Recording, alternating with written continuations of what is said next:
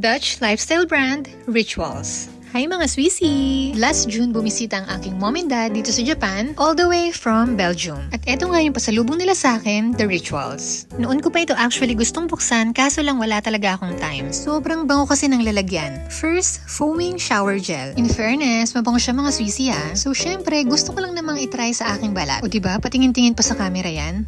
At bigla ngang sumirit mga Swissy. Actually, hindi ko na naipakita pero nagtalsikan talaga siya sa mga walls. Matry nga itong foaming shower gel bukas. At syempre, kuha na naman tayo ng isa. At eto nga't may kasama siyang kandila. Di ko lang sure paano siya gagamitin dahil hindi kami gumagamit ng apoy. Next, eto ngang room perfume. Actually mga Swissy, para silang iisa ng amoy. In different item, different form. May bago na naman ako ilalagay sa sala. Perfect! Next mga Swissy, whip body cream. Ano ba yun mga Swissy? Lotion ba yun? First time ko kasing makakita ng whip body cream. O siya, isa-search ko na nga lang mamaya. Nakalimutan ko palang sabihin mga Swissy na ang Rituals ay Dutch company. And last but not the least, hand lotion. So mga Swissy, paborito ko talaga ang hand lotion dahil dito sa Japan, nagdadry yung mga kamay ko kapag winter. Super bango. Dati hindi ako mahilig sa mga ganitong regalo pero ngayon tumatanda na ako. Perfect na perfect.